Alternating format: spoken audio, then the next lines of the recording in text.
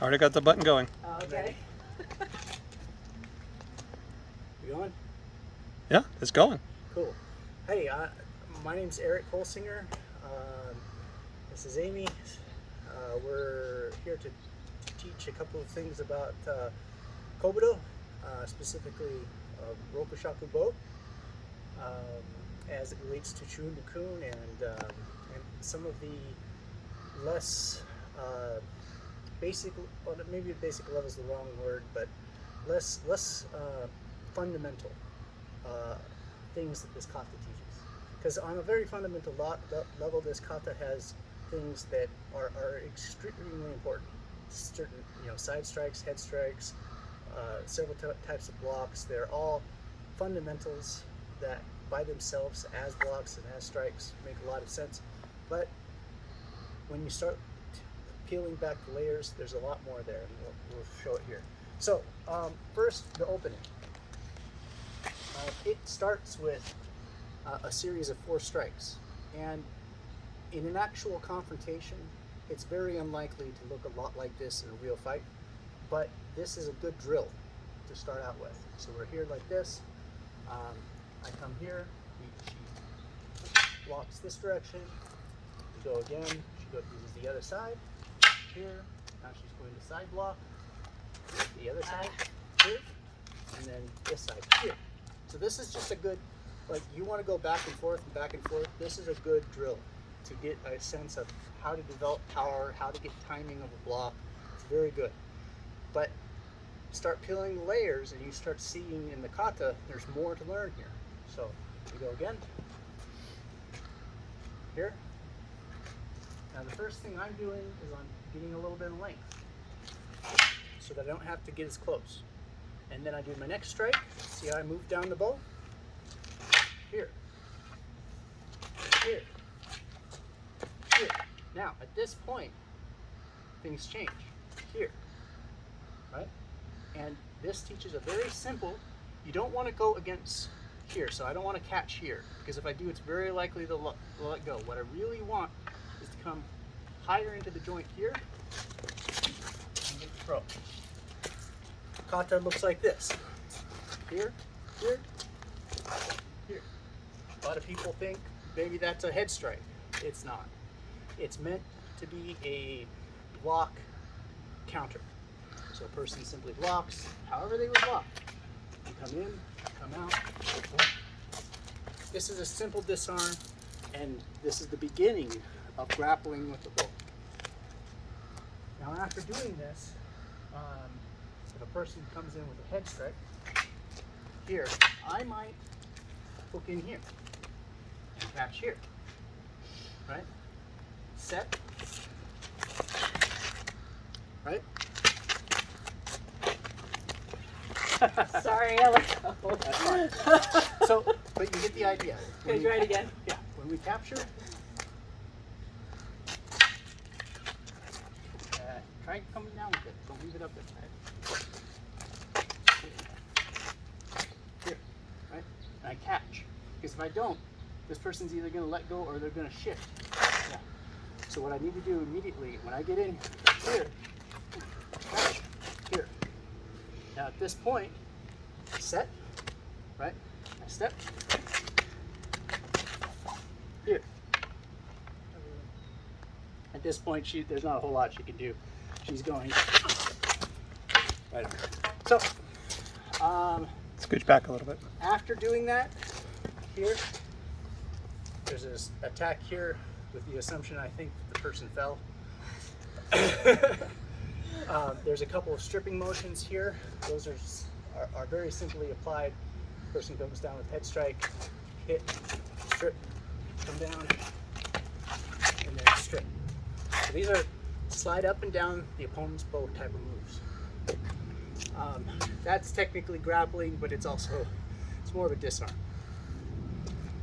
This next move here, when a person blocks here, right?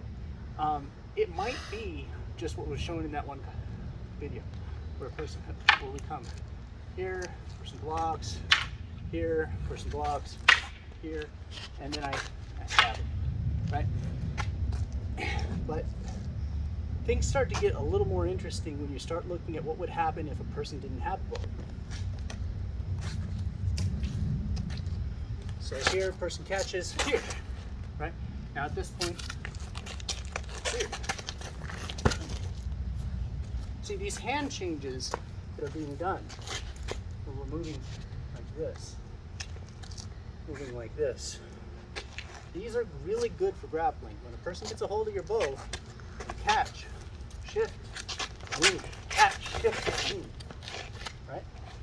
So a person might try to also adjust themselves, but they're going to lose the bow as they do, because this grip, this is really teaching that the bow isn't about when they catch. It isn't about grip versus grip. My real grip is between this hand pressing this way and this hand pressing this way. So when I shift here, I shift the grip,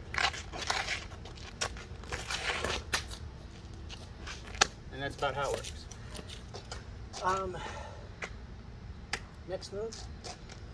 So there's a strike here, and that can be other things too. It doesn't have to be a strike, but we'll not go into that because I don't want this video to be 20 minutes long. We're going to go straight to the next move. This is a very obvious grab. The person's coming in here, probably a head strike. Okay, here, right, and then wrap. So in the kata, it's going here. Right? But it's a real simple insert. Comes down here, and it's dynamic because the person might be planning on bringing the bow back, but it won't matter because as I hit it, snap it immediately before they have a chance. Right? And at this point, I would probably strike, or we could go into the next move. Well, let's not. Let's start moving. So over here, person goes with some sort of low attack. It doesn't have to be a low attack, but in the kata, it's primarily done against the low attack. Here. Now watch this. When I come up here, right, I want to get in. And now when I come down, what I really want is I want to sandwich something between the ground and my bow. Here. Like that. This works in a number of situations. So it could be here, and I come up. Jesus. So I don't need to like wait for them to respond in any way. However they try to move, as long as they're not moving back too quickly, if they're trying to change directions a little bit or they're coming in, I can collapse behind them with my leg. With this leg right here, it comes around. It's around their leg, and then I take this and I sandwich it down to the ground here. And it's a really good way of teaching how to leverage your weapon and the weight of your weapon against the immovable force of the earth. The next movement here is pretty straightforward. Person comes, yeah, head straight, in, insert, here, and then the next move in the kata, here, right? It's really straightforward. Other things can happen, but that, I don't want to go into too much detail on that move. This next move, though, is really worth going into a little bit of detail about. So after we've done this, right, and we have still an opponent who's up, if we have still have an opponent who's up, this next move is really, really good because I'm going to come up. It doesn't matter what they're coming in with. It could be a strike, it could be anything. But they're going to see me coming here. Right? It might be that I block, or it might stop their attack this way, or it might be that they block just by doing the same thing. Here. In either case, my next move, here. This looks innocent. It is not innocent. because I'm about to fly. she's getting ready to move her foot. But that's what I'm getting around. Right? Here. So, look, in the kata it looks like this. Right? Kata.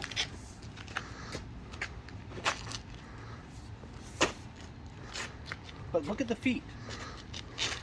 When you're doing this, the feet come up. This is how you bridge the distance, and then this foot comes out.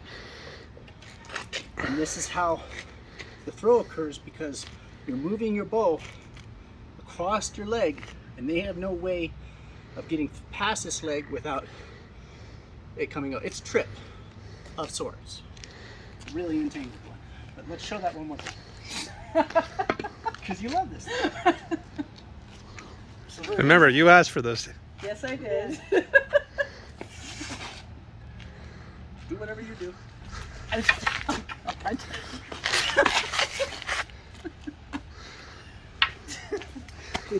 It doesn't matter what the opponent does. It's an unpleasant throw. Especially on broken concrete. I love the concrete. I do. Yes, I love it. All right, over here.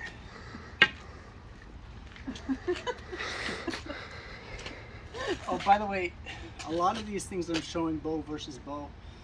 If we didn't have a bow, or if she didn't have a bow and was just trying to grab, the result would be very similar. And that's the way most bow grapples should work. If a bow grapple only works when against another bow, it's very limited and quite arguably will never be used, because who's going to attack a person who has a bow with another bow on a street? Not likely. But what will likely happen is, if you ever do need to use your bow actually to defend yourself, somebody's going to grab it. What could happen is I could be hiking by myself using a bow as a walking stick, and somebody decides she looks like an easy victim, I'm going to attack her. And we're martial artists. We carry these in our cars all the time. If we're attacked by a bunch of people, yeah, it's there if we have a chance to get it. You know? But what you need to be able to do if you're going to use this in real life is you have to be able to deal when somebody grabs. And these approaches to grappling that are taught in these katas, if you look at them as more than just strikes and blocks, you've got a good set of methods of dealing with somebody getting a hold of your weapon. Speaking of which, I'll put that up. Okay, so after we've come here, from here, right? Now, the very first thing I want to do when somebody gets a hold of my weapon and they're trying to take it from me, I don't want to do that. What I want to do is I want to sit. Step one, sit. Now at this point, they can pull quite a bit. Right. But because my butt's back and I'm down, they're going to have a hard time gaining control of this weapon. Now I can take a second, we can wrestle and fight a little bit, but at some point I want this down. Now at this point, if I hook, notice where her feet are. She can't keep a hold of my bow without her feet getting close. And this is what the kata teaches. If you're like this is her good beat. Oh. Right? So, Thank you. hook. Here, I didn't stomp too hard. No, I'm good. Thank you. Because I didn't want her to fall too quickly. Yeah, I have a bad knee. Thank you, though. I'm good. Good. All right, let's try this one more time. So here, up, see? Kata looks like this.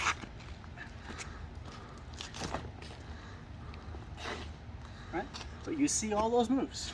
Not really changed. Angle might change a little. But the movement shouldn't, because you're going to do what you practice. So, we got one more move to look at. You want my bow? Yeah. So, right here.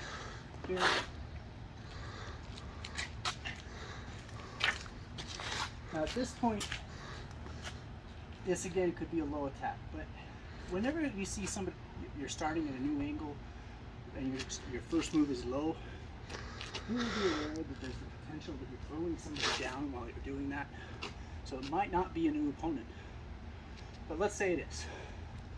Person attacks thrust or sagged in here. Right? Now at this point, you saw it in the other video. They went, oh, yeah, see, that's part of the problem. They went here like this, and then they shot here. Notice how you get hit in the head? And then I go to shoot here, and I turn my back. Yeah. These are not good practices. Better practice is to go here, here, and to get in close, where you don't have to worry about that, right? Shoot here, like this. Yeah, I knew she was going to let go, so I'm not going to let that happen.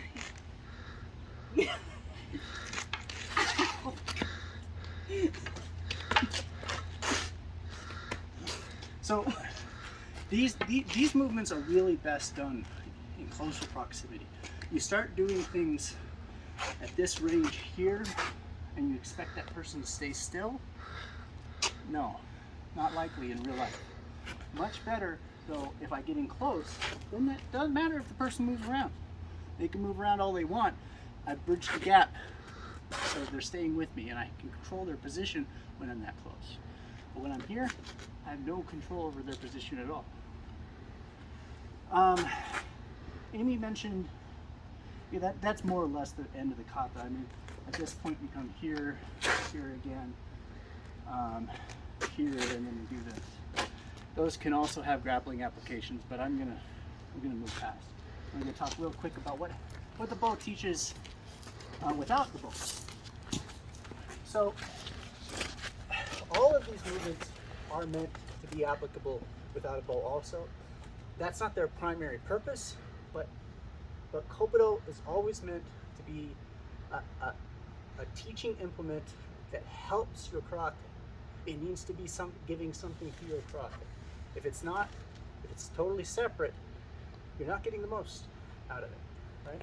So imagine, say for example, remember when we were changing our hands here. So that's a very simple situation to get into. Hands are up, right? We find ourselves here, right? Now that first hand change, right? I'm here, and I change my hand here. Notice what's happening to the joint and the grip, right? So we're here fighting, here, here. Notice where I'm at. Now at this point, all I have to do is come here. Now, is that going to hold her? Is that going to keep her down? No, she's eventually going to fight up, and that's fine. Here, right? So, what is this teaching? One, change the grip to get a better control of the arm. Here, I'm also covering. Here, this starts pounding in my head. I got something to hold, right? But that's not going to last for long. I'm going to get here. And now at this point, am I going to keep this? No. Here. Right? This is just basic bow work. Positions like here, right? And then say you're trying to get out of this with, oh, she's already down. But if she wasn't, then this next move would trip her. But I mean, this just goes to show that, look, you might have things in a kata that look 1, 2, 3, 4, 5, 6, strike, strike, strike. And it could be teaching me a little bit about punch, punch, punch, punch, hammer fist. But not really. Most of what this is teaching is we're fighting, we're grappling. 1, 2, 3, 4,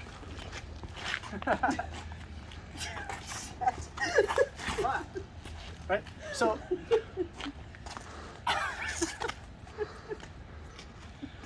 Bo is teaching you on a fundamental level how to manipulate something in your hands. And it doesn't even necessarily need to be in your hands. Notice that last throw.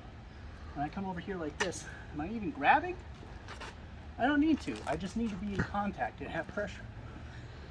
So, and that's again, that is taught in the bow.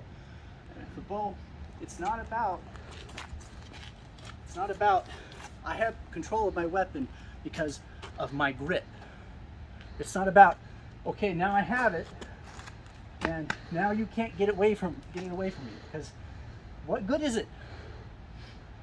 Whether I have it or not at this point, it's no good, right? We're both in equal positions. What Bo is teaching is that the grip, the real grip, is in your control and pressure between your two hands, the way your two hands are working together to move the bow. And when you think about it like that, then things like this become easier to do. Because I'm not focusing on the grip statically. I'm not trying to move and hold on to the weapon from these statically gripped positions. I feel resistance, I shift, I move to where I need to be to make the next move go. And I shift the angle a little bit if I need to, if I feel the resistance. Anyways, I hope these points, you find them somewhat useful.